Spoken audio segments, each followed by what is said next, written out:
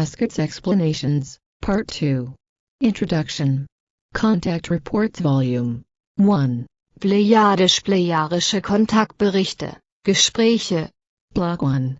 Page number res. 323 to 325. Date/time of contact. 7th February 1953. Translator res. Dyson, Devine and Vivienne Legg. Date of original translation. 2009. Corrections and improvements made. N/A. Contact person. Asket. In sentence 99, below, the word all is italicized in the original, but is represented in uppercase here to circumvent formatting problems. In sentence 105, it's interesting to note that the 1953 era population figure provided is about a third of its current, 2009, estimate. Translator's notes. An important message for the reader of this document. Eine wichtige Nachricht und diese Schrift. We, Dyson, Devine and Vivienne Legg of geopolitical.net have been given permission by Billy Mayer, figure.org, to make these unofficial, preliminary translations of figure material. Please be advised that our translations may contain errors. Asket's explanation of February 7, 1953, in the mountainous region of the Jordanian desert on the Dead Sea.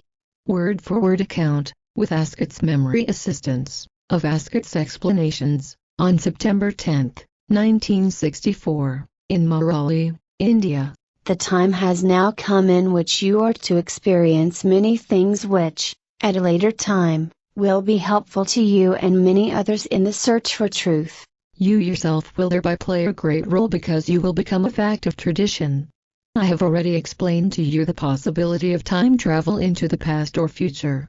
In accordance with our technology, we are in a position to undertake such trips and to now also employ them for the benefit of your coming mission.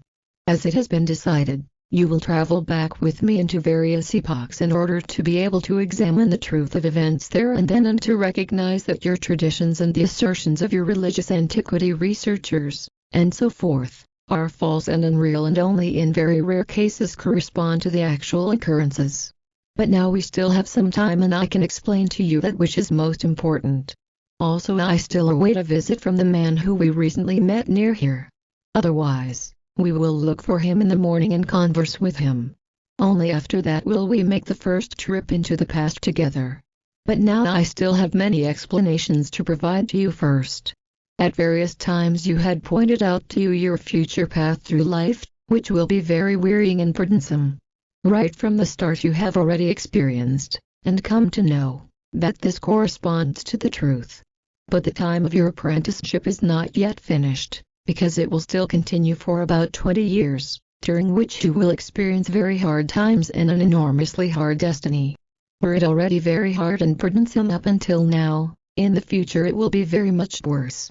Yet be aware that you unconditionally must complete this learning if you want to do your mission justice. The next years will bring you into a dungeon and wartime military service outside of your homeland. You will have to pass through all stages of a fighting human in order to be able to very precisely acquaint yourself with everything. Because if you are to understand things you can only do this if you come to know everything yourself through your own experience. It will also be the case with different vices in which you will yet indulge for learning purposes. Severe physical pain will also remain just as near to you as will psychic pain. In the earth-human meaning, you will experience hell, whereby only then, however, will you learn to understand heaven. I will now say to you already, as Thoth had already done, that in little more than 10 years you will have to take the hardest test of your life up to that point. Yet also this test, in your destiny, will be necessary in order to collect much knowledge. I largely know your future because I have penetrated it and I know that evil will befall you. A great change will take hold of your body, so you will suddenly live a completely new life. It will sound very hard for you just now, yet it must really be this way, and we are not able to change your fate, as it is not within our power. Our competence does not extend to these kinds of events. Consequently, we also cannot influence them. But it will be good for you to prepare for the coming event and to encounter the facts with clear reason. If you can do this, I will explain that which is to come. I have thought about this for a long time and have also consulted with others about whether I should do this or not, because we know very precisely that Earth humans cannot, or can only extremely rarely, cope with this kind of background knowledge. They want to be very hard and viable, yet this desire is only feigned. In themselves they are soft and unwilling, and do not want to bear their own burden. For that reason they are also never permitted to come to know important things of the future, because they are not capable of processing the knowledge of coming things.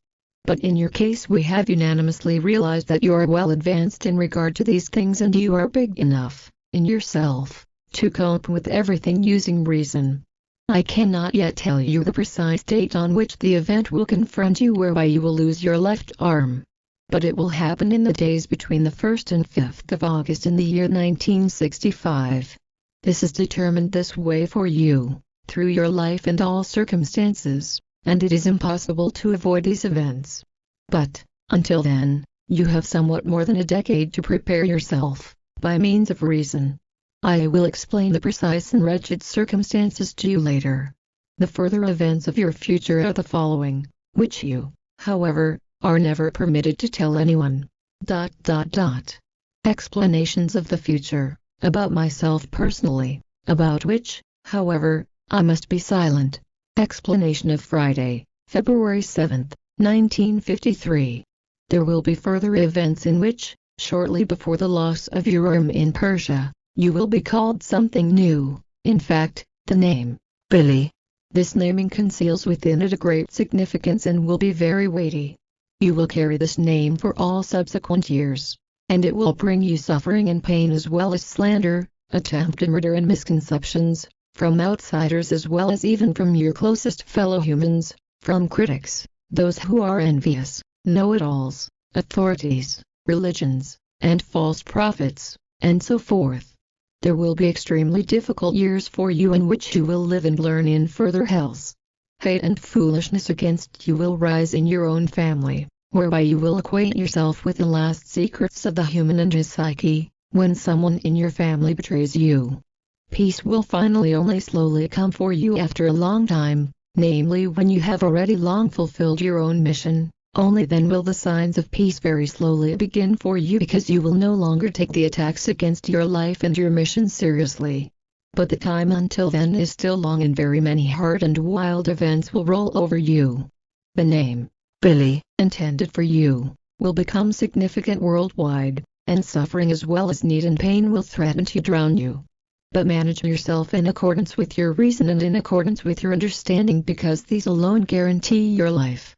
So, 8 months after your accident, you will marry under very difficult circumstances after you meet your future wife at Christmas time 1965. The circumstances of acquaintanceship, up to the marriage in Corinth and Greece, will be defined by extraordinary evil intrigues and evil entanglements from your bride's side of the family, whereby you will be forced to kidnap your bride, who, furthermore, will be only 17 years old. Do not think, however, that after the wedding you will have gotten all your problems behind you, because the actual difficulties first start after that and will continue during all the coming years. In the first 10 years of your marriage you will produce 3 children to whom you will give very old names. You will name a girl Gilgamesh and 2 lads Atlantis, Socrates and Methuselah. No more children will originate from your marriage, as 3 offspring per marriage is the number of the terrestrial norm. Also the birth of your children will bring you no peace, and so the path of your learning will not have ended. Only in the year 1995 will your paths first begin to free themselves extremely slowly from the thorns. But until then, you will be completely left to your own resources during all the years, and, during this time, also receive some further instructions, or portions of teachings, from us or from other intelligences. This is then the last and most burdensome course of learning which you alone must finish. You must, under all circumstances, withstand all these very difficult times, even if you will often not feel like it. In the year 1975, if the great danger of a universal catastrophe is averted, at the start of the year, as I already explained to you, another extraterrestrial life form, which says it is from the Pleiades, will make contact with you, after which you are then to begin to fulfill your mission. Work then, however, with all possible means of truth and righteousness available to you in order to fulfill your mission and to do it justice. In this time you will also come into contact once again with the biggest European UFO study community, which should make an effort to spread information about our doings. From that point, you will be invited to a congress, but this will be a very great knockout for you. The organizers will not want to come to terms with the truth, because they are very strongly biased through religious sectarianism. They do not want you to spread the actual truth, so they will suddenly obstruct your path so you cannot appear at the Congress. It will be such that they do not want to acknowledge you as a new prophet because, in their aberration through religion, they are not able to recognize the truth.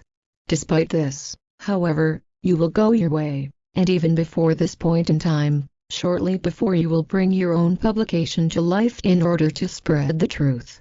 Thereby, due to the loving help of your best friend, you will be independent, just as your community, which you will call to life in the year 1975, will also be. But the fight for the truth will be very hard because you will have to fight against the lack of understanding and lack of reason of sectarian ufological groups, and so forth, who are strongly anchored in the religious and in pseudosciences.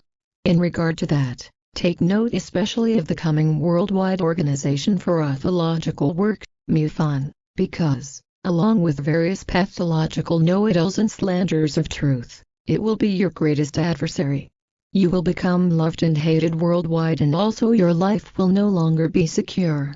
But you will not worry about that, because by then you will have learned to only amuse yourself about those kinds of threats and even about assassination attempts.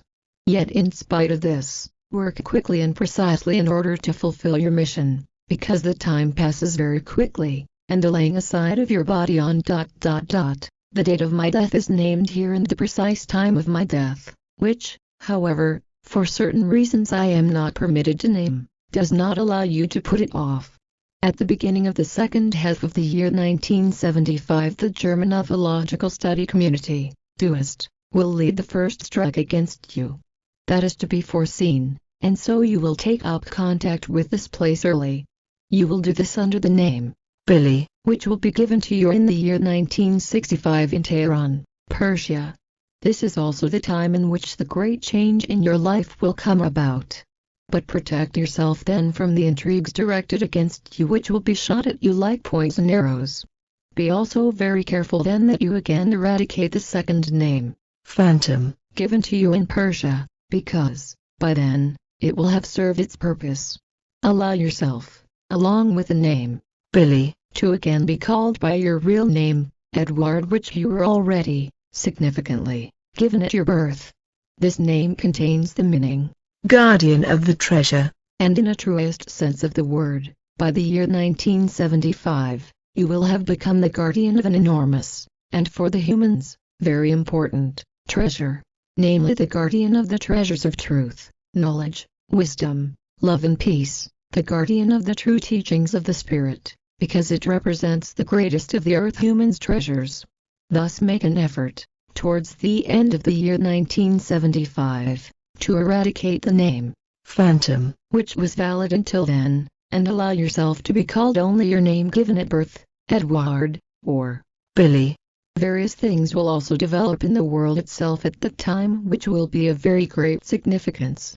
An American man of peace named Kissinger will do big things in the times to come, yet peace will not favor him. Then, soon after that, a serious misfortune will befall him. He will be named Angel of Peace, yet he will not be able to prevent a violent war breaking out between Israel and the Arabian countries towards the end of the year 1976. All this must happen because, after the averting of the great catastrophe, new paths will already be trodden again to place terrestrial peace in question. Thereby, Israel plays a very important role because this country will be insulted by being called the least competent by all the control-demanding Arabian rulers. That is why the Israelis will still be, for a very long time, the basis for dispute and strife, for discord, war and bloodletting, just as they always, for millennia, were often the basis for that, for which they often bore the blame themselves. Something important is still to be explained to you, namely, that the most varied swindlers in UFO matters will spread worldwide, and that you should never, of your own initiative, accuse them of fraud. Always refer to us in regard to the naming of the swindlers, because these statements stem from us and not from you. In spite of that, it will, however, be that you will be made responsible for the naming of the swindlers, and it will be said of you that you would accuse all contactees, and so forth, of lying. Even though that which will be asserted about you in the future will really not be true, you should not disturb yourself about it. Sooner or later the truth will break through, and the mourners will be those who have appraised you as having engaged in something dishonest. If I and others speak of swindlers, then we therefore do this in a responsible way, because we know the truth and many events of the future, and thus also have recognized, and invariably will recognize, the swindlers. And there will, unfortunately, be many of them, conscious as well as unconscious. But it is devious and false if, later, from the year 1975, it is asserted that you or we would insult all contactees, and so forth, by calling them swindlers. That is truly not so, because there are actually very many contact people on the earth, even if most of them only make visual contact or do not know about their contacts, which are in the form of impulses, or because of that they unconsciously wrap themselves in silence. If we therefore speak of there being only few actual contact people on the earth, then we speak of those to whom we transmit unconscious impulses, and who are truly sought out for a mission, even if this mission is only unconscious and it is of moderate value. Swindlers have, however, already mixed themselves among these few, which will also occur in the future.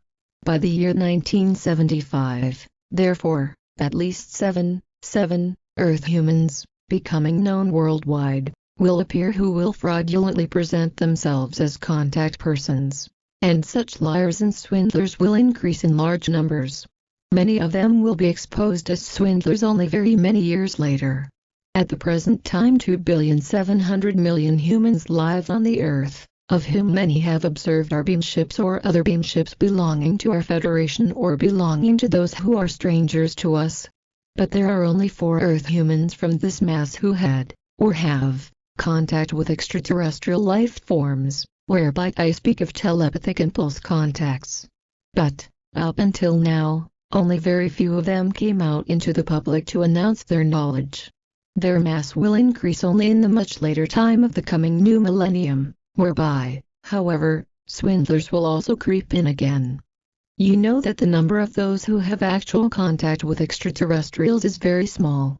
There are really only some very few, indeed only those 4 persons, out of a mass of around 3 billion inhabitants of Earth. As you therefore know these things now, you should not get upset about that which comes, because, in the future, evil and unreal reproaches and defamations will be made, especially from America and Switzerland as well as from Germany. In the future your and my words are to be written down by you. But this will, however, first happen in the year 1964, whereby I will then be helpful to you.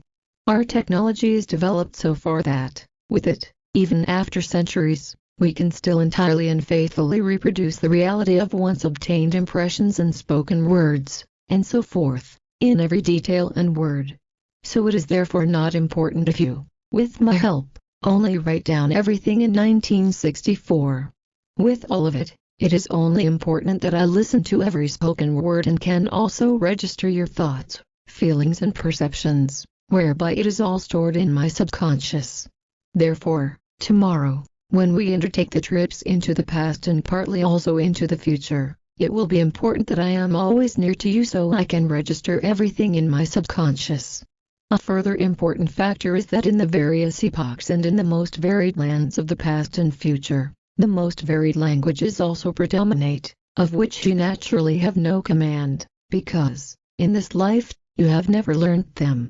But this signifies no difficulties for you now, because we have small technical devices at our disposal which transform any language or other kind of communicative sound into a desired form. Accordingly, we call them transformers or translators. They are very small in size and can be fastened to the belt. I will give you one such device, whereby you can understand any language as desired, and in this way also your language will be understandable to any others. But now I feel tired. Therefore let us go to the beamship and lie down to rest.